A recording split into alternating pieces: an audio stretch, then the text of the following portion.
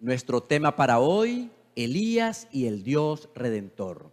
El mensaje central del libro de Malaquías no es sobre diezmos y ofrendas o fidelidad. El tema central del último libro del Antiguo Testamento es sobre juicio investigador, juicio ejecutivo y el envío del mensajero del Señor, según Malaquías 3:1. Ese mensajero del Señor está identificado en la profecía con la figura del profeta Elías. Es Elías porque parte de la vida y obra de ese gran hombre del Antiguo Testamento se cumple en la historia de Elías profético, y es un profeta, pues el cumplimiento de esa profecía en la iglesia remanente de los últimos días tiene el carácter de un llamado profético. Después de conocer el cumplimiento de esa profecía en la historia de la iglesia, especialmente con el regreso de Elías en 1844 y el surgimiento de la iglesia adventista del séptimo día, surge la pregunta: si el tema de Malaquías es sobre el juicio investigador, el juicio ejecutivo y el envío de Elías, ¿cuál es el significado del mensaje de fidelidad en los diezmos y ofrendas dentro de este contexto? Decimos con seguridad que diezmos no tiene que ver principalmente con dinero, sino con confianza. La Biblia afirma que el principio del diezmo está relacionado al árbol del conocimiento del bien y del mal. Que diezmar es un acto de reconocimiento y gratitud a Dios por ser nuestro creador y sustentador. Y al hacer esto, estamos depositando en Dios nuestra confianza. Elías profético representa a los justos que viven en los últimos días, es quien ejerce fe viva en Dios. En nuestro último estudio de esta serie, veremos cuál es el papel de las ofrendas en este contexto de Elías profético. Y para eso trataremos de responder a las siguientes interrogantes. ¿Cuándo se instituyó la primera ofrenda? ¿Qué representan nuestras ofrendas? ¿Cuál es el significado de las ofrendas para Elías profética, veremos la argumentación. Muchos de nosotros no tenemos bien definido el significado de las ofrendas. Lo más común es decir que las ofrendas representan gratitud, pero ¿gratitud por qué? Podemos decir que los diezmos también representan gratitud, ¿es cierto? Como hemos visto, los diezmos representan nuestra gratitud a Dios por ser nuestro creador y sustentador. Y nuestras ofrendas representan nuestra gratitud. ¿Por qué? ¿Cuándo fue instituida la primera ofrenda? El texto bíblico que nos guiará a la respuesta de esta pregunta está en Génesis 2, 9, 16 y 17. Y Jehová Dios hizo nacer de la tierra todo árbol delicioso a la vista y bueno para comer. También el árbol de vida en medio del huerto, y el árbol de la ciencia del bien y del mal. Y mandó Jehová Dios al hombre diciendo: de todo árbol del huerto podrás comer, mas del árbol de la ciencia del bien y del mal no comerás, porque el día que de él comieres, ciertamente morirás. Si ellos comían del fruto, ¿cuándo morirían? Generalmente las personas responden que morirían espiritualmente en la hora o en el mismo momento. Pero ¿es eso lo que enseña la Biblia? El texto dice: mas del árbol de la ciencia del bien y del mal no comerás, porque el día que de él comieres, ciertamente morirás. Según lo que acabamos de leer, si ellos comían del fruto, deberían morir el mismo día. Por el contexto inmediato a ese pasaje, comprendemos que un día corresponde a la tarde y la mañana, es decir, de puesta de sol a puesta de sol. Hablamos de un día literal de 24 horas. Eso significa que, independientemente del horario, el día en que Adán y Eva comieran del fruto, tendrían que morir hasta la puesta del sol. Y fue exactamente lo que sucedió. En Génesis 3:8 encontramos lo siguiente: y oyeron la voz de Jehová Dios que se paseaba en el huerto al aire del día. Y el hombre y su mujer se escondieron de la presencia de Jehová Dios entre los árboles del huerto. Dios vino a estar con ellos para darles la recompensa que merecían por su pecado, la muerte. Y no era meramente o solamente muerte espiritual, pues también en el contexto inmediato, en Génesis 2:7, tenemos la revelación de que la vida es la unión del polvo de la tierra con el aliento de vida, y la muerte sería lo inverso. Romanos 6:23 dice que la paga del pecado es la muerte. Esa muerte como consecuencia del pecado sería solo muerte espiritual o muerte eterna. Para aclarar nuestra comprensión, haremos otra pregunta. Al pagar el precio por nuestros pecados en la cruz del Calvario, ¿qué tipo de muerte murió Jesús? ¿Solamente muerte espiritual, la separación con su Padre o la muerte eterna? Inevitablemente la muerte espiritual nos lleva a la muerte eterna. Por consiguiente, una está intrínsecamente unida a la otra. Para pagar el pecado, para pagar el precio del pecado cometido, Adán y Eva deberían, como consecuencia, morir la muerte eterna. Debería derramarse sangre y la vida tendría que cesar. Pero eso no sucedió.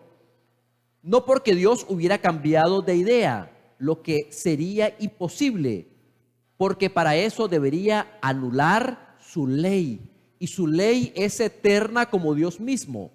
Malaquías 3:6 dice: porque yo Jehová no cambio, sino porque se proveyó un sustituto que sufriera la penalidad de la culpa en lugar de ellos. A pesar de que ellos no murieron ese día, hubo muerte hasta la puesta del sol. Un cordero murió en lugar de ellos. Génesis 3:21 declara: y Jehová Dios hizo al hombre y a su mujer túnicas de pieles y los vistió. Obviamente un cordero tuvo que morir para obtener su piel y hacer túnicas. Y aquel cordero representaba al Cordero de Dios que quita el pecado del mundo. Usted se debe estar preguntando, pero Adán y Eva posteriormente murieron, ¿no? Es verdad, sí, murieron. Lo que sucedió es que Dios les daría no solo a ellos, sino a todos los seres humanos una porción de gracia temporal, o sea, un periodo de vida donde todos tendrían la oportunidad de aceptar o no el don gratuito de la vida eterna, confiándole sus vidas enteramente a Dios. Quienes aceptaran ese ofertorio de gracia recibirían por la gracia eterna, o sea, la vida eterna en el Edén restaurado, en ocasión de la segunda venida de Jesús. En otras palabras, tanto la vida temporal como la vida eterna dependen completamente del eterno sacrificio de Jesús en la cruz del Calvario, hecho por nosotros. De esa forma concluimos que la primera ofrenda fue la que Dios mismo proveyó inmediatamente después de la caída o entrada del pecado. El cordero muerto después de la caída salvó a nuestros primeros padres de la muerte eterna. La respuesta a esta pregunta es no. El motivo está relatado ampliamente en el libro a los Hebreos, capítulos 9 y 10, donde dice que la sangre de ningún animal era eficaz para perdonar y salvar del pecado. Pero entonces, ¿por qué eran necesarios los sacrificios y las ofrendas? Elena de White, en su libro Patriarcas y Profetas, página 54, aclara ese tema presentando 3 motivos para los sacrificios de ofrendas.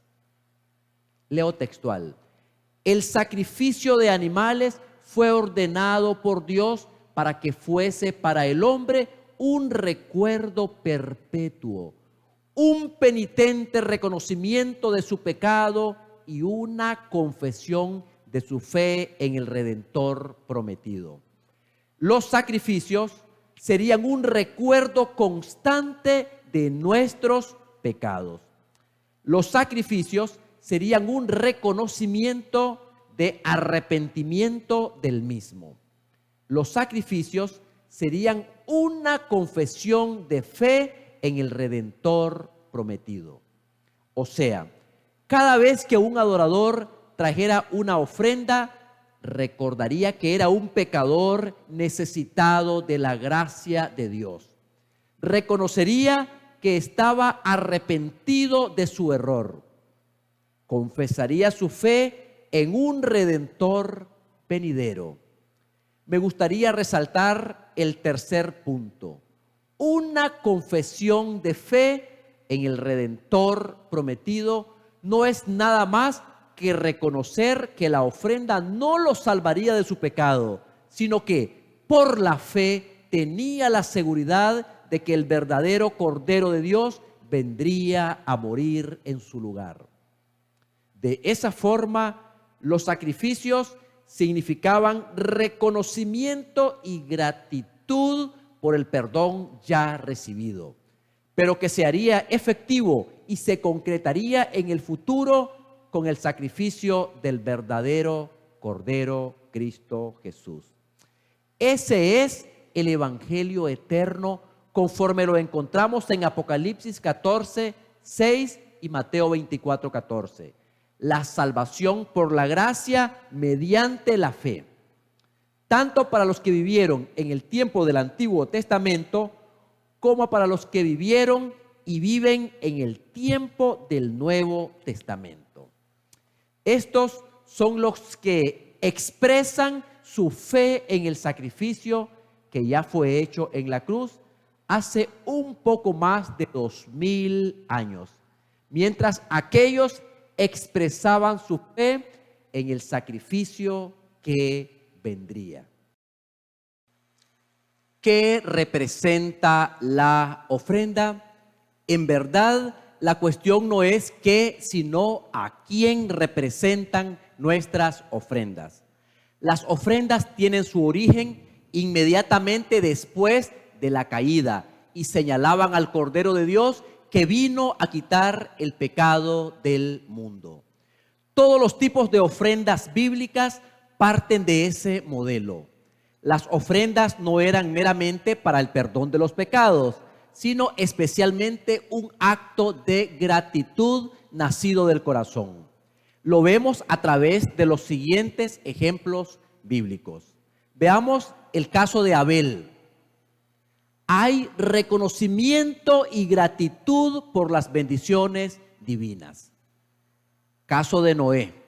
Reconocimiento y gratitud por la protección después de una gran catástrofe, conocida como el diluvio. Abraham. Hay gratitud por la promesa de un territorio. El caso de Isaac. Hay gratitud por la descendencia numerosa. Veamos el caso de Jacob en Génesis 35:7. Se señala taxativamente la gratitud por la protección divina cuando huía de su hermano. Hablemos de Moisés. Hay gratitud por la victoria sobre los enemigos. Así como los diezmos representan nuestro reconocimiento y gratitud a Dios por ser nuestro creador y sustentador, las ofrendas representan nuestro reconocimiento y gratitud a Dios por ser nuestro redentor y salvador.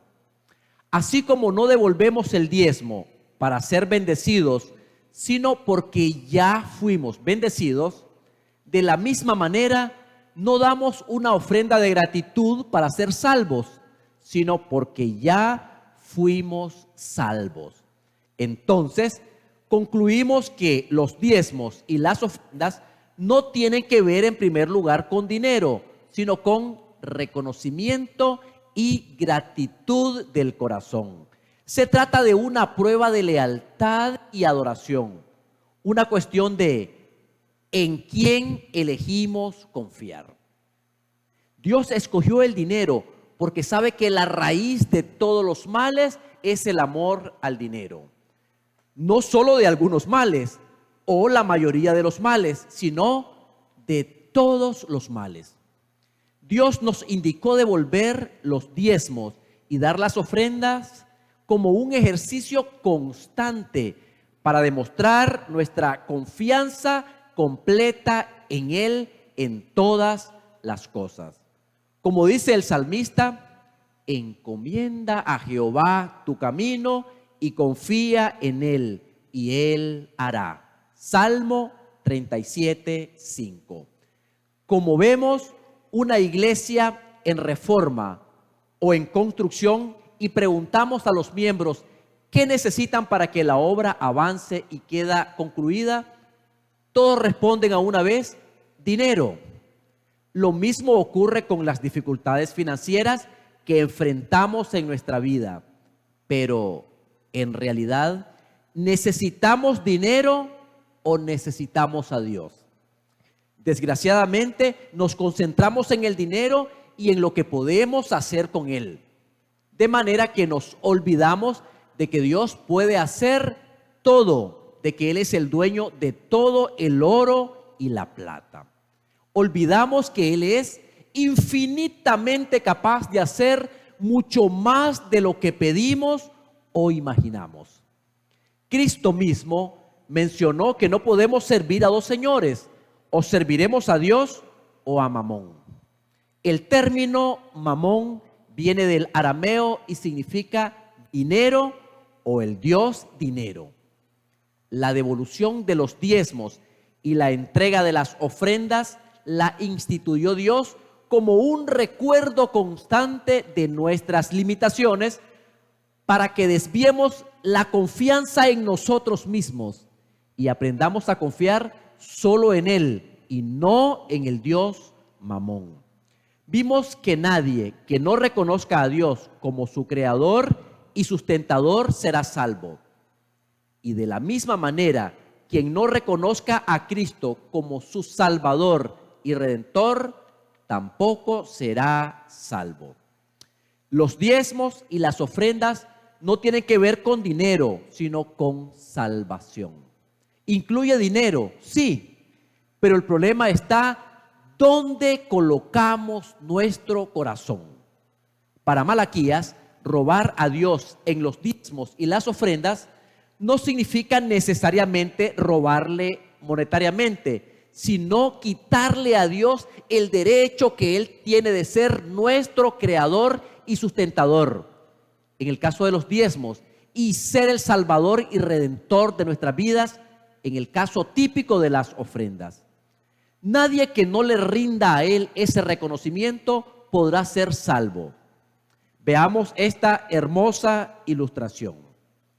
Cierta vez, una hermana de iglesia, propietaria de una empresa, llegó al pastor y le dijo: Pastor, en los últimos 18 meses pasé por muchas dificultades.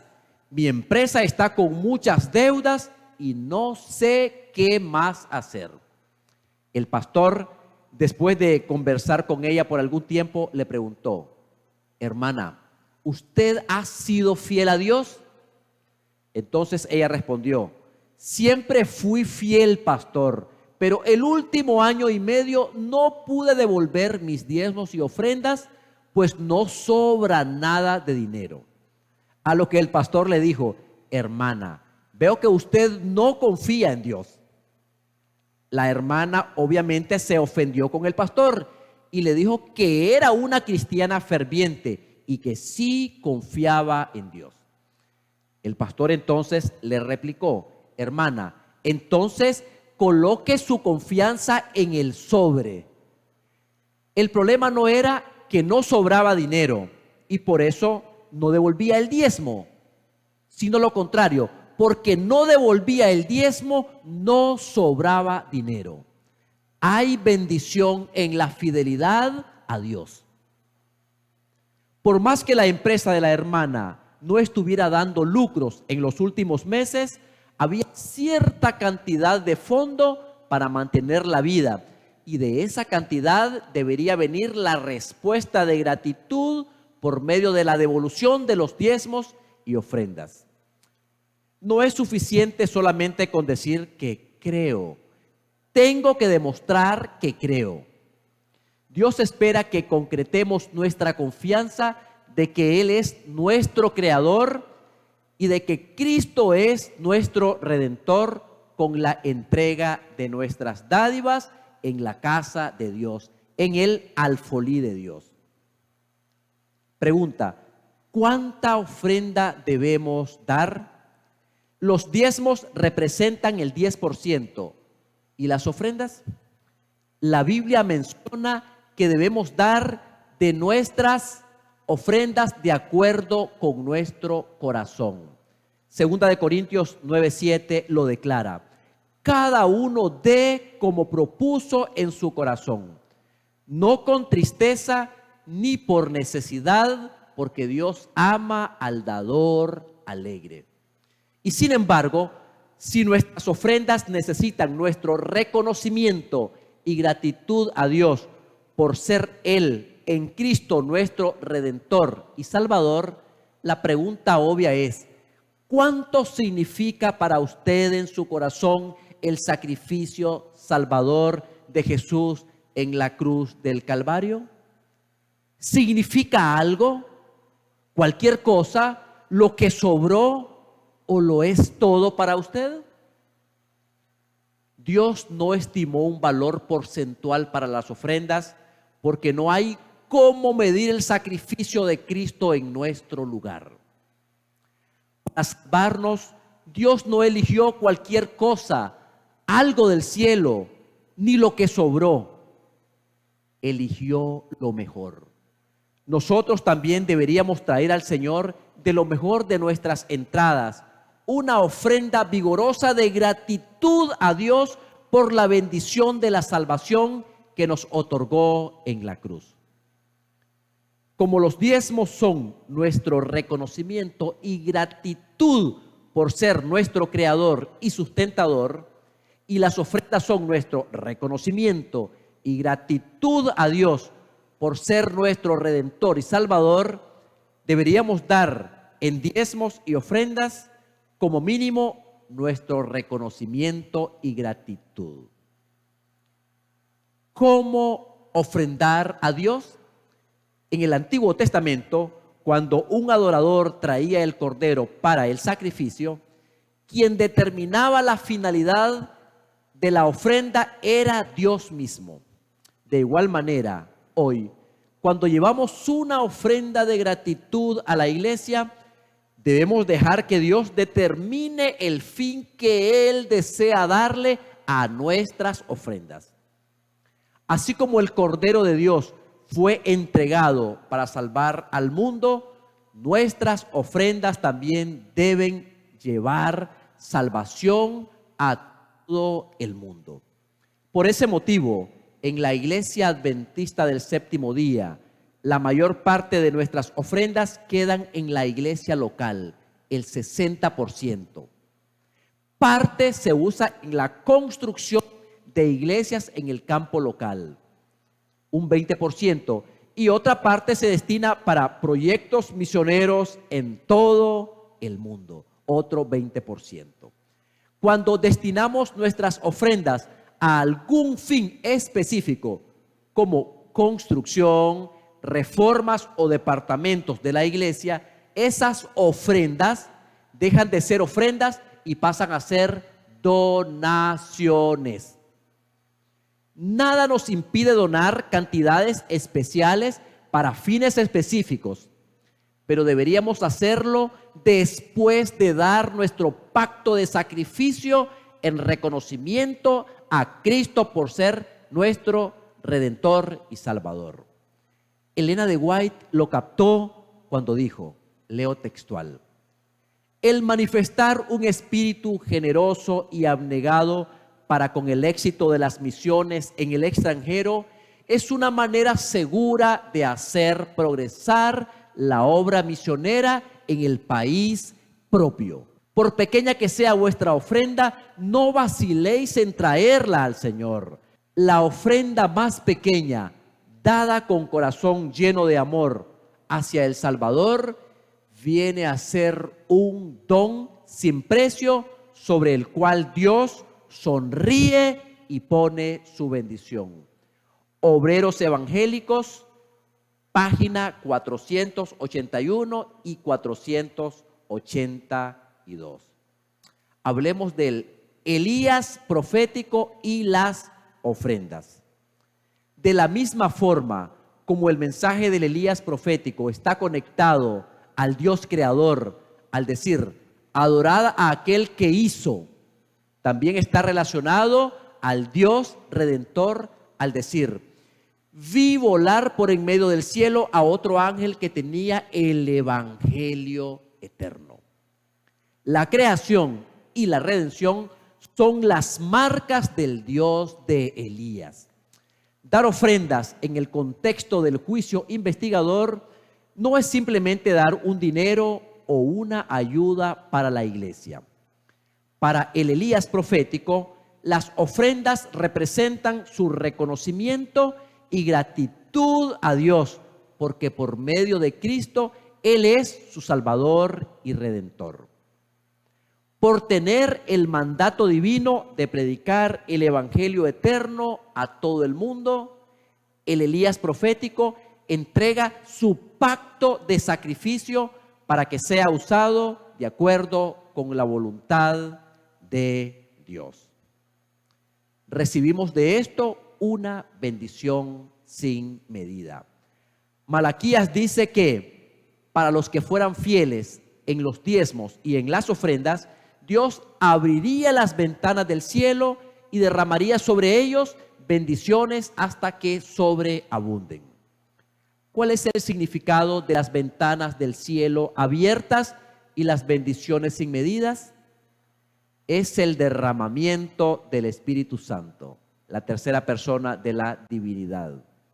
Elena de White menciona que antes que los juicios de Dios caigan finalmente sobre la tierra, habrá entre el pueblo del Señor un avivamiento de la piedad primitiva, cual no se ha visto nunca desde los tiempos apostólicos. El Espíritu y el poder de Dios serán derramados sobre sus hijos. Cuando las iglesias lleguen a ser iglesias vivientes y laboriosas, se les dará el Espíritu Santo en respuesta a su sincero pedido. Entonces se abrirán las ventanas del cielo para los aguaceros de la lluvia tardía. Según Elena de White, las ventanas del cielo se abrirán para recibir la plenitud del Espíritu Santo en ocasión del derramamiento de la lluvia tardía. Esa es la primera parte de la bendición sin medida que será derramada sobre Elías profético. Recibiremos los aguaceros de la lluvia tardía. Según Malaquías, esa bendición será derramada solamente sobre los que sean fieles, los que poseen el espíritu de Elías, sumisión completa de sus vidas al Espíritu Santo y además ejercen fe en Dios. La vida eterna es otra de las bendiciones. En el contexto de Malaquías, la bendición sin medida no tiene que ver en principio con prosperidad en esta vida, sino con el recibimiento de la vida eterna en ocasión de la segunda venida de Cristo en gloria y majestad. Malaquías dice que para los justos, los que teméis mi nombre, nacerá el sol de justicia y en sus alas traerá salvación. Para Malaquías, la vida eterna son las bendiciones que sobreabundan. Mi estimado amigo, estimado hermano, el principio de los diezmos está relacionado al árbol del conocimiento del bien y el mal y fue instituido antes de la caída. Cuando devolvemos nuestros diezmos, reconocemos a Dios como nuestro creador y sustentador. Al hacerlo, depositamos en Él nuestra confianza. No diezmamos para ser bendecidos, sino porque ya fuimos bendecidos. El principio de las ofrendas está relacionado con el Cordero de Dios que quita el pecado del mundo y fue instituido inmediatamente después de la caída del hombre. De manera que cuando ofrendamos, estamos reconociendo a Dios en Cristo Jesús como nuestro Salvador y Redentor. Al dar nuestras ofrendas, estamos depositando en Él nuestra confianza plena. No damos ofrendas de gratitud para ganarnos la salvación, sino porque fuimos salvos. Diezmar y ofrendar son un ejercicio de fe y confianza que prepara al mayordomo de Dios en el tiempo del juicio investigador para recibir la lluvia tardía. Para Elías profético, los diezmos y ofrendas tienen un carácter salvífico y deben alcanzar a todo el mundo. La adoración al Dios creador y el evangelio eterno deben ser predicados en todo el mundo para testimonio a todas las naciones y entonces vendrá el fin. Por ese motivo, Los diezmos y ofrendas que damos en la iglesia deben ser distribuidos en todo el mundo. Después del estudio de hoy, comprendimos que todo verdadero mayordomo de Dios cumple plenamente el papel Elías. ¿A cuántos les gustaría cumplir el papel de Elías profético, haciendo un pacto de fe con Dios, siendo fieles a Él en la devolución de los diezmos y ofrendas? Muchas gracias a todos nuestros amigos y hermanos por su sintonía. Esta serie titulada Nuestra Herencia contiene una historia extraordinaria. Es la historia de los llamados, los escogidos y fieles. He presentado una historia sucinta, breve, un llamado a cumplir la misión de proclamar al mundo el último mensaje de amonestación. Espero que seas bendecido, reanimado, inspirado y llenado del Espíritu Santo para cumplir la misión de nuestra herencia.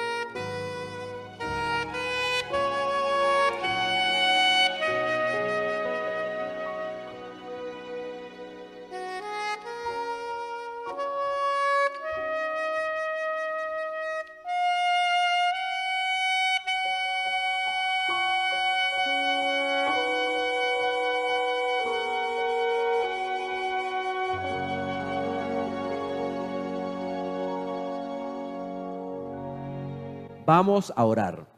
Padre nuestro que estás en el cielo, santificado sea su nombre. Gracias porque hemos comprendido la verdadera naturaleza de los diezmos y de las ofrendas. Ayúdanos a ser fieles a ti y así poder predicar el evangelio a toda nación, tribu, lengua y pueblo. Que podamos tener anhelos, que nuestro corazón pueda palpitar por anhelar ganar almas para Cristo. En el nombre de Jesús, amén. Que el Señor te bendiga y te guarde, es mi deseo y oración.